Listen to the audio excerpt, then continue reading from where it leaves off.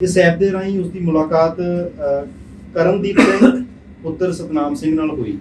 ਇਸ ਤੋਂ ਬਾਅਦ ਇਹਨਾਂ ਨੇ ਆਪਸ ਦੇ ਵਿੱਚ ਇੱਕ ਦੂਜੇ ਨਾਲ ਨੰਬਰ ਐਕਸਚੇਂਜ ਕਰ ਲਈ। ਕਰਨਾ ਪਵੇਗਾ, ਉਸਨੇ ਅਲੱਗ-ਅਲੱਗ ਫਾਰਮਸ ਤੇ ਉਸਦੇ ਸਿਗਨੇਚਰ ਵੀ ਕਰਾਏ ਤੇ ਉਸ ਤੋਂ ਬਾਅਦ ਇਸ ਨੂੰ ਕਿਹਾ ਕਿ ਇਸ ਵਾਸਤੇ ਤਾਂ ਤੇਰੀ ਇੰਨੀ ਅਲੱਗ-ਅਲੱਗ ਜਗ੍ਹਾ ਦੀ ਫੀਸ ਨੌਕਰੀ ਲੱਗਣਾ ਤਾਂ ਇੰਨੇ ਹੋਰ ਪੈਸੇ ਦਿੱਤੇ ਜਾਣ, ਅਦਰਵਾਈਜ਼ ਉਸ ਦਾ ਜੋ ਐਗਰੀਮੈਂਟ ਹੁਣ ਤੱਕ ਉਹਦੇ ਨਾਲ ਹੋਇਆ ਵਾ ਨੌਕਰੀ ਦੇਣ ਦਾ, ਉਹ ਐਗਰੀਮੈਂਟ ਕੈਂਸਲ ਹੋ ਜਾਊਗਾ। ਇਸ ਤੋਂ ਬਾਅਦ ਇਸਨੇ ਕੱਲ ਕਰਨਦੀਪ ਨੇ ਜਦੋਂ ਇਸ ਤੋਂ 7000 ਦੀ ਅੰਮ੍ਰਿਤਸਰ ਕਮਿਸ਼ਨਰ ਦੇ ਥਾਣਾ ਸਦਰ ਵਿਖੇ ਕੱਲ ਸਾਨੂੰ ਵਿਪਿਨ ਕੁਮਾਰ ਸਨ ਆਫ ਨੰਦ ਲਾਲ, ਜੋ ਕਿ ਜਹਾਂਗੀਰਪੁਰ ਬਿਹਾਰ ਦਾ ਰਹਿਣ ਵਾਲਾ ਵਾ, ਜਿਸ ਦੀ ਉਮਰ ਕਰੀਬ 20 ਸਾਲ ਹੈ। ਇਹ ਹਾਲ ਵਾਸੀ ਅਜੀਤ ਨਗਰ ਰਹਿ ਰਿਹਾ ਵਾ ਤੇ ਕਲਸੀ ਵੈਟਰਨਰੀ ਹਸਪੀਟਲ ਦੇ ਵਿੱਚ ਐਜ਼ ਗਰੂਮਰ ਦਾ ਜੌਬ ਕਰ ਰਿਹਾ ਵਾ। ਇਸਨੇ ਦੱਸਿਆ ਕਿ ਉਹ ਗੇ ਅਤੇ ਗ੍ਰਾਈਂਡਰ ਐਪ ਦਾ ਇਸਤੇਮਾਲ ਕਰਦਾ ਵਾ। ਇਸ ਐਪ ਦੇ ਰਾਹੀਂ ਉਸ ਦੀ ਮੁਲਾਕਾਤ ਕਰਨਦੀਪ ਸਿੰਘ ਪੁੱਤਰ ਸਤਨਾਮ ਸਿੰਘ ਨਾਲ ਹੋਈ।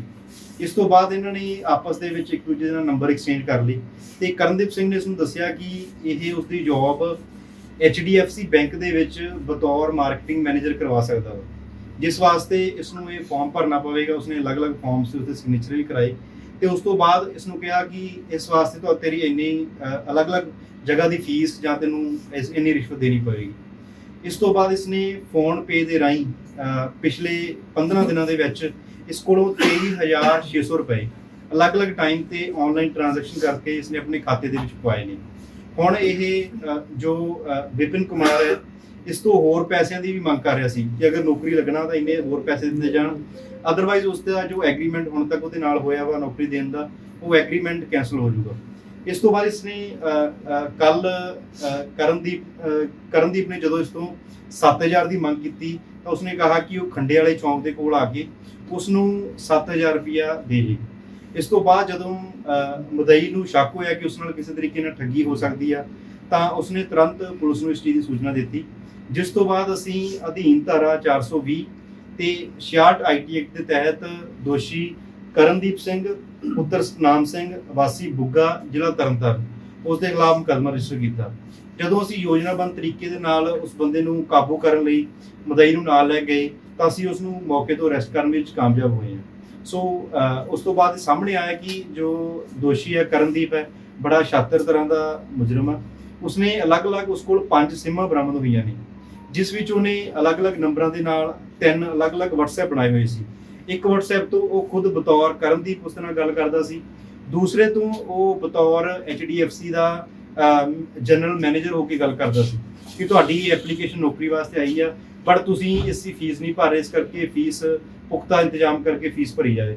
ਤੀਸਰਾ ਉਸ ਦੀ ਮਾਂ ਬਣ ਕੇ ਅਲੱਗ-ਅਲੱਗ ਤਰੀਕੇ ਨਾਲ ਉਸ ਨਾਲ ਗੱਲ ਕਰ ਰਿਹਾ ਸੀ। ਸੋ ਇੱਕ ਤਰੀਕੇ ਨਾਲ ਉਸ ਨਾਲ ਠੱਗਾ-ਠੋਰੀ ਕਰ ਰਿਹਾ ਸੀ ਤੇ ਇਸ ਦੀ ਅਰੈਸਟ ਕਰਕੇ ਇਸ ਕੋਲੋਂ ਫੋਨ ਬਰਾਮਦ ਹੋਇਆ ਤੇ ਅਲੱਗ-ਅਲੱਗ ਜੋ 5 ਸਿਮ ਇਸਨੇ ਲਏ ਹੋਏ ਸੀ ਉਹ ਵੀ ਇਸ ਕੋਲੋਂ ਬਰਾਮਦ ਹੋਏ। ਸੀਮਾ 2 ਨੰਬਰ ਦੀ ਸੀ ਇਹਦੀ ਆਪਣੇ ਨਾਮ? ਇਹ ਅਸੀਂ ਜੀ ਵੈਰੀਫਾਈ ਕਰ ਰਹੇ ਹਾਂ। ਇਸ ਦੇ ਜੋ ਸਬਸਕ੍ਰਾਈਬਰ ਡਿਟੇਲ ਫਾਰਮ ਹੁੰਦਾ ਵਾ ਉਸ ਦੇ ਸਾਰੇ 5 ਸਿਮਾਂ ਦੇ ਫਾਰਮ ਕਢਵਾਏ ਜਾ ਰਹੇ ਨੇ। ਅਗਰ ਉਸਨੇ ਜਾਲੀ ID ਕਾਰਡ ਤੇ ਜਾਂ ਕਿਸੇ ਹੋਰ ID ਤੇ ਸਿਮ ਕਾਰਡਸ ਲਏ ਹੋਣਗੇ ਤਾਂ ਬਣਦੀ ਧਾਰਾਵਾਂ ਦਾ ਇਸ ਪਰਚੇ ਦੇ ਵਿੱਚ ਵਾਧਾ ਹੋਵੇਗਾ। ਦੁਕਾਨਦਾਰਾਂ ਦੇ ਉੱਤੇ ਵੀ ਕਾਰਵਾਈ ਕੀਤੀ ਜਾਏਗੀ ਜਿਨ੍ਹਾਂ ਕੋਲ ਸਿਮਾਂ ਲੈਤੀਆਂ, ਕਿਉਂਕਿ ਜਦੋਂ ਕੋਈ ਫੋਟੋ ਨਹੀਂ ਹੁੰਦੀ ਸਿਮਾਂ ਨਹੀਂ ਮਿਲਦੀਆਂ। ਬਿਲਕੁਲ ਜੀ, ਅਗਰ ਇਸ ਬੰਦੇ ਨੇ ਕਿਸੇ ਦੁਕਾਨਦਾਰ ਕੋਲੋਂ ਇਲੀਗਲ ਤਰੀਕੇ ਨਾਲ ਕਿਸੇ ਦੀ ID ਦਾ ਵਰਤੋਂ ਕਰਕੇ ਅਗਰ ਉਹ ਵੀ ਇਸ ਚੀਜ਼ ਦੇ ਵਿੱਚ ਭਾਗੀਦਾਰੀ ਹਨ ਜਾਂ ਕੋਈ ਮਹਿੰਗਾ ਸਿਮ ਵੇਚਣ ਦੇ ਚੱਕਰ 'ਚ ਕਿਸੇ ਨੇ ਇਲੀਗਲ ID ਜਾਂ ਕਿਸੇ ਹੋਰ ID ਤੇ ਕਿਸੇ ਦਾ ਸਿਮ ਇਸ਼ੂ ਕਰਕੇ ਇਸ ਨੂੰ ਦਿੱਤਾ ਵਾ ਤਾਂ ਦੁਕਾਨਦਾਰਾਂ ਨੂੰ ਇਸ ਦੇ ਵਿੱਚ ਦੋਸ਼ੀ ਕਿਹੜੇ ਲੋਕਾਂ ਨੇ ਠੱਗੀ ਹੋਈ? ਐਪ ਦੀ ਜਿਹੜੀ ਗੱਲ ਕਰਦੇ ਪਏ ਉਹ ਕਿਸ ਤਰੀਕੇ ਨਾਲ ਯੂਜ਼ ਕਰਦੇ ਸੀ ਕਿ ਉਹ ਐਪ ਦੇ ਇੱਕ ਜੀ ਜੋ ਗੇ ਲੋਕ ਹੁੰਦੇ ਨੇ ਉਹ ਅਲੱਗ-ਅਲੱਗ ਜਿਵੇਂ ਡੇਟਿੰਗ ਲਈ ਐਪ ਦਾ ਇਸਤੇਮਾਲ ਕਰਦੇ ਨੇ ਤੇ ਇਸ ਗ੍ਰਾਈਂਡਰ ਦੇ ਐਪ ਦੇ ਰਾਹੀਂ ਇਹਨਾਂ ਦੋਨਾਂ ਦੀ ਮੁਲਾਕਾਤ ਹੋਈ ਸੀ, ਜਿਸ ਤੋਂ ਬਾਅਦ ਅੱਗੇ ਇਸਨੇ ਠੱਗੀ ਠੋਰੀ ਕਰਨੀ ਸ਼ੁਰੂ। ਕਿੰਨੇ ਲੋਕਾਂ ਨੇ ਠੱਗੀ ਹੋਈ? ਇਹ ਹੁਣ ਤੱਕ ਜੀ ਇਸ ਦਾ ਫੋਨ ਅਸੀਂ ਇਸ ਦੀ ਸਰਚ ਕਰ ਰਹੇ ਹਾਂ। ਫੋਨ ਦੇ ਵਿੱਚ ਸਾਨੂੰ ਹੋਰ ਵੀ ਕਈ ਇਹਦੀਆਂ ਡਾਊਟਫੁਲ ਚੈਟਸ ਲੱਗੀਆਂ ਨੇ। ਜਦੋਂ ਪੂਰਨ ਤੌਰ ਤੇ ਇਹਦੀ ਫੋਨ ਦੀ ਅਸੀਂ ਸਟੱਡੀ ਕਰਾਂਗੇ ਹੋਰ ਵੀ ਕਿੰਨੇ ਲੋਕਾਂ ਨਾਲ ਠੱਗੀ ਕਰ ਰਿਹਾ ਸੀਗਾ, ਕਿਸ ਤਰੀਕੇ ਨਾਲ ਅਲੱਗ-ਅਲੱਗ ਨਾਵਾਂ ਤੇ ਕਰ ਰਿਹਾ ਸੀ, ਉਸ ਤੋਂ ਬਾਅਦ ਅਸੀਂ ਉਹਨਾਂ ਮਦਈਆਂ ਨੂੰ ਵੀ ਬੁਲਾ ਕੇ ਇਸ ਦੇ ਪਰਚੇ ਦੇ ਵਿੱਚ ਉਸ ਚੀਜ਼ ਦੇ ਤਹਿਤ ਇਸ ਦੇ ਖਿਲਾਫ ਕਾਰਵਾਈ ਕਰਾਂਗੇ। ਸਰ ਇਹ ਵੀ ਕੀ ਹੈ ਜਿਹੜਾ ਦੋਸ਼ੀ ਹੈ? ਇਹ ਕਹਿ ਨਹੀਂ ਸਕਦੇ ਜੀ ਉਸਨੇ ਠੱਗੀ ਠੋਰੀ ਕਰਨ ਵਾਸਤੇ ਹੀ ਇਸ ਚੀਜ਼ ਦੀ ਇਸ ਨਾਲ ਮੁਲਾਕਾਤ ਕੀਤੀ, ਅਸਲ ਵਿੱਚ ਉਹ ਵੀ ਇਸ ਪ੍ਰਵਿਰਤੀ ਦਾ ਇਨਸਾਨ ਹੈ। ਸੋ ਇਹ ਪਾਰਟ ਆਫ ਇਨਵੈਸਟੀਗੇਸ਼ਨ। ਕੰਪਲੇਨਟ ਕੀ ਹੈ? ਕੰਪਲੇਨਟ ਨੇ ਖੁਦ ਆਪਣੇ ਬਿਆਨ ਦੇ ਵਿੱਚ ਦੱਸਿਆ ਕਿ ਉਹ ਗਿਆ ਤੇ ਇਹਦਾ ਗੇ ਦਾ ਹਲੇ ਪਤਾ ਨਹੀਂ ਹੈ। ਬਿਲਕੁਲ ਜੀ। ਤਾਂ ਹੁਣ ਸਰ ਦੋਸ਼ੀ ਫੜ ਲਏ? ਬਿਲਕੁਲ ਜੀ, ਦੋਸ਼ੀ ਨੂੰ ਅਸੀਂ ਕਾਬੂ ਕਰ ਲਿਆ। ਉਹਦੇ ਕੋਲ ਫੋਨ ਤੇ ਜੋ ਅਲੱਗ-ਅਲੱਗ ਉਹ ਸਿਮ ਕਾਰਡਸ ਵਰਤਦਾ ਸੀ ਉਹ ਬਰਾਮਦ ਹੋ ਗਏ ਨੇ। ਉਸਦੇ ਫੋਨ ਦੇ ਵਿੱਚ ਜੋ ਟ੍ਰਾਂਜੈਕਸ਼ਨ ਕੀਤੀਆਂ ਸੀ ਅਸੀਂ ਉਹ ਵੀ ਡਰਾਈਵ ਕਰ ਲਈਆਂ ਨੇ। ਸੋ ਟੈਕਨੀਕਲ ਤਰੀਕੇ ਨਾਲ ਉਹਨਾਂ ਨੂੰ ਵੀ ਦੇਖਿਆ ਜਾ ਰਿਹਾ ਵਾ ਤੇ ਇਸ ਵਿੱਚ ਅਸੀਂ ਅੱਗੇ ਤਫਤੀਸ਼ ਅਜੇ ਕਰ ਰਹੇ ਹਾਂ ਜੀ। ਕੋਈ ਕੈਸ਼ ਕੁਛ ਮਿਲਿਆ? ਹਜੇ ਤੱਕ ਕੋਈ ਇਹੋ ਜਿਹੀ ਇਹਦੇ ਕੋਲ ਰਿਕਵਰੀ ਨਹੀਂ ਹੋਈ।